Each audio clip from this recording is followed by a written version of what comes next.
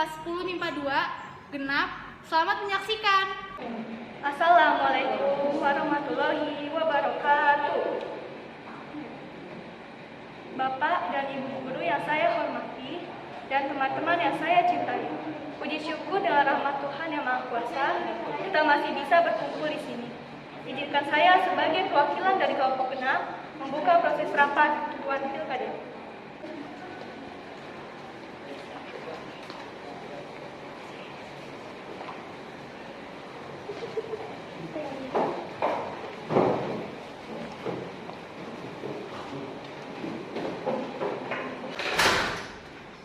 Berikut anggota-anggota yang mengikuti rapat kali ini.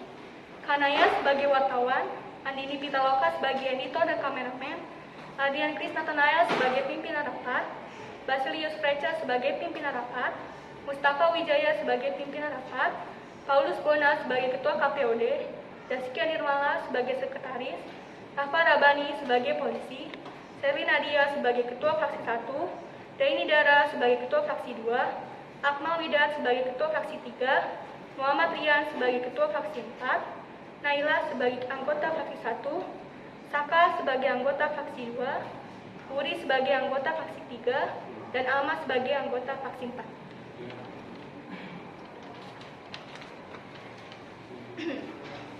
Baik pemirsa, di sini saya akan melaporkan keadaan rapat pilkada hari ini yang akan berlangsung. Dari informasi yang saya dapatkan, rapat kali ini membahas tentang pilkada 2022 dan pemilu 2023. Dapat kita lihat, rapat akan segera berlangsung dan para anggota fraksi serta ketua pemimpinan rapat pun telah menempati tempat duduk mereka masing-masing. Saya Kanaya dan Andini melaporkan dari Bogor. Terima kasih. Sebelum rapat dimulai, mari menyanyikan lagu Indonesia Raya. Diminta para hadirin untuk berdiri.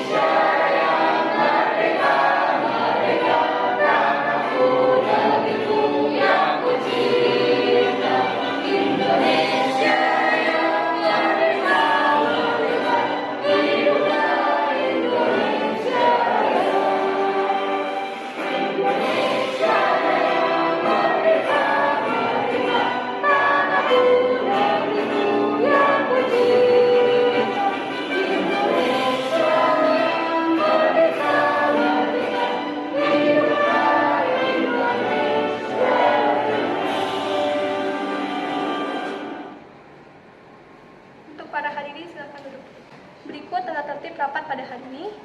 1. Jelaskan alasan dan niat yang jelas. 2. Sampaikan semua informasi yang relevan.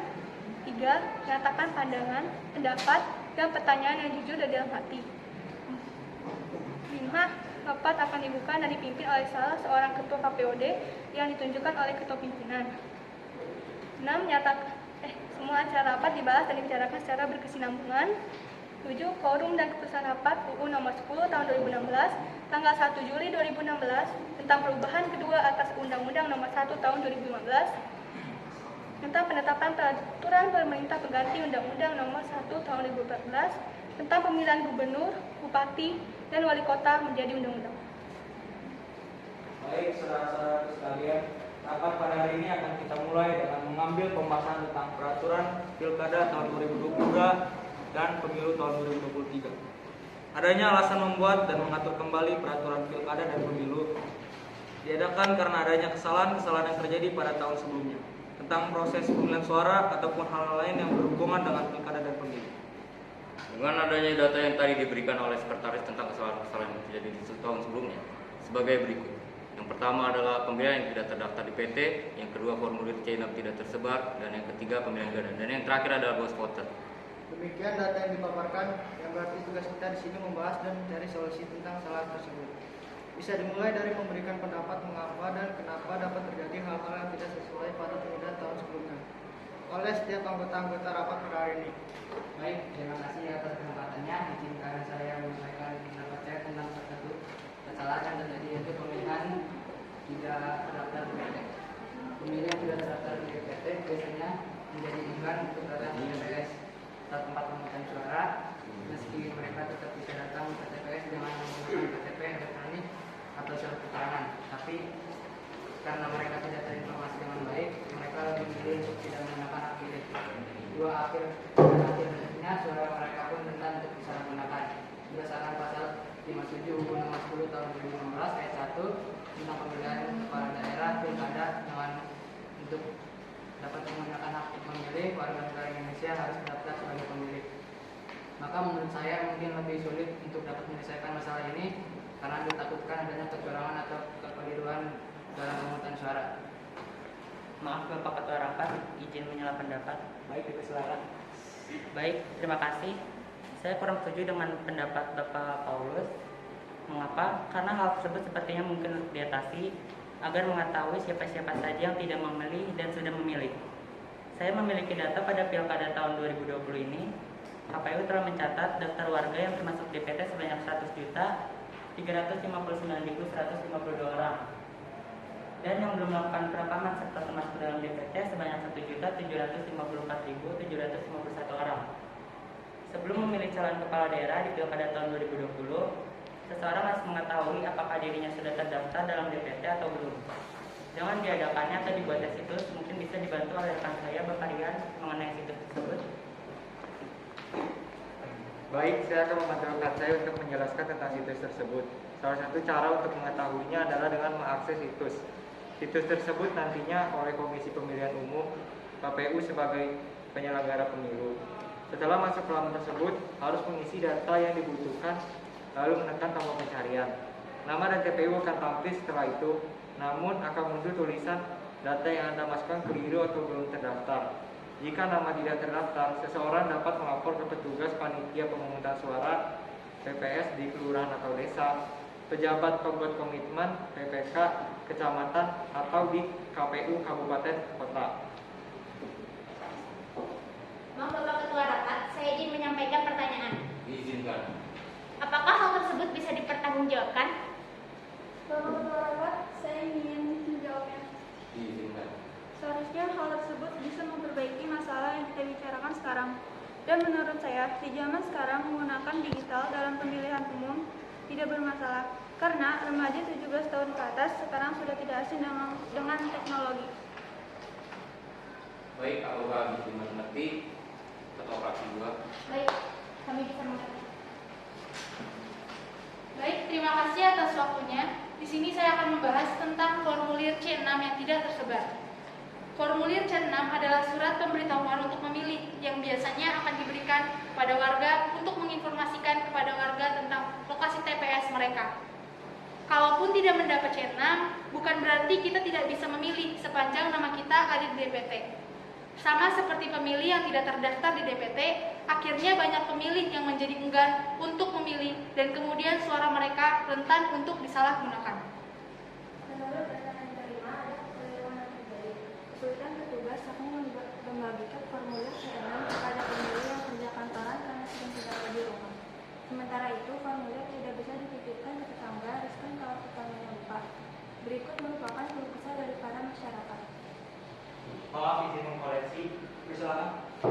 Sepertinya hal tersebut mungkin menjadi masalah besar dengan tidak adanya komunikasi terhadap masyarakat.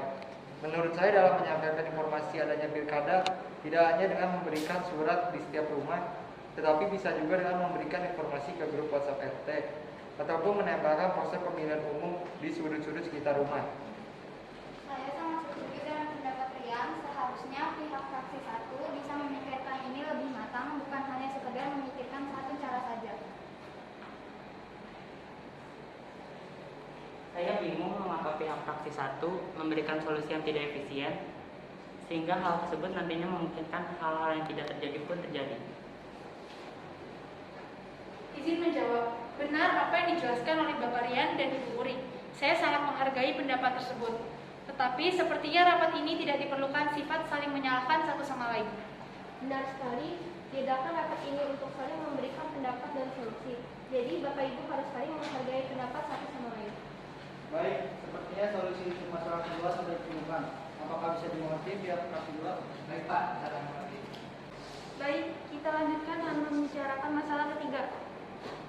Untuk masalah ketiga adalah tentang pemilihan ganda. Pemilih ganda dapat memilih lebih dari satu kali karena terdaftar di DPT lebih dari satu kali. Salah satu kasus pemilih ganda terjadi di Kabupaten Pasaman Barat, Sumatera Barat pada pemilu legislatif 2014. Menurut UU Nomor 12 Tahun 2008 Pasal 115, pemilih ganda atau orang yang menggunakan identitas palsu terancam hukuman pidana penjara. Tahun 2004 ada yang dipidana penjara karena memilih lebih dari satu kali. Solusi yang bisa kita lakukan menerapkan sistem double instrument security untuk mencegah terjadinya pemilih ganda di Pilkada serentak 2022. Kita menggunakan double action atau double instrument security dalam rangka menjaga jangan sampai terjadi pemilih ganda. 2 tahapan verifikasi untuk berupa perekaman sidik jari dan iris mata kepada mereka yang membuat KTP elektronik. Kalau ada yang mencoba membuat baru supaya dapat KTP bagaimana? Itu akan ditolak otomatis sistemnya karena sidik jarinya sama. Mungkin itu saja solusi yang bisa kami sampaikan. Baik, bagaimana? Apakah sudah dipahami solusinya? Baik, bisa kami pahami. Baik, kita lanjutkan dengan membahas masalah nomor 4 tentang voice voter. Ada juga pemilih yang menggunakan hak pilih bukan atas nama dirinya atau menggunakan identitas orang lain untuk menggunakan hak pilih. Kejadian yang melibatkan pemilihan ganda terjadi pada Pilkada 2015 lalu di Kabupaten Muna, Sulawesi Tenggara.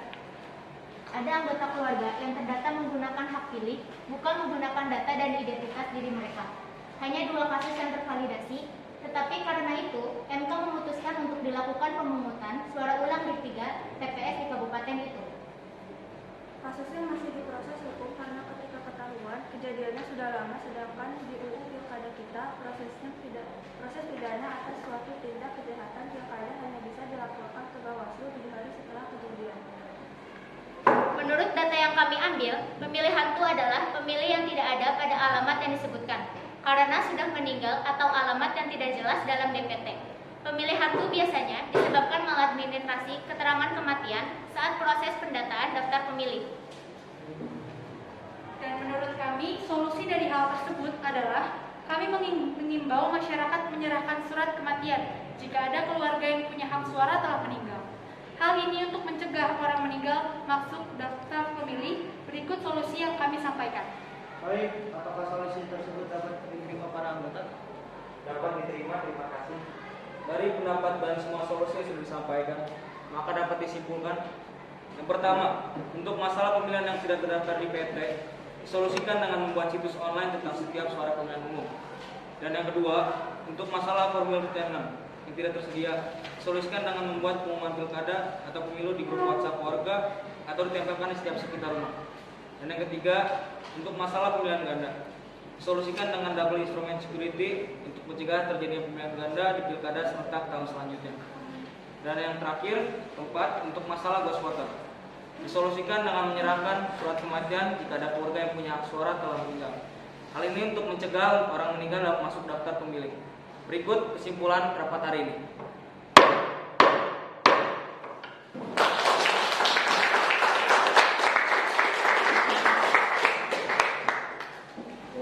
Baik pemirsa, rapat pilkada yang berlangsung hari ini telah selesai. Dari data yang saya dapatkan, para fraksi dan KPUD pun telah menemukan solusi untuk berlangsungnya pilkada dan pemilihan berikutnya. Saya Kanaya dan Andini melaporkan dari Bogor. Terima kasih. Sekian sidang dari kami. Wassalamualaikum warahmatullahi wabarakatuh. Dadah!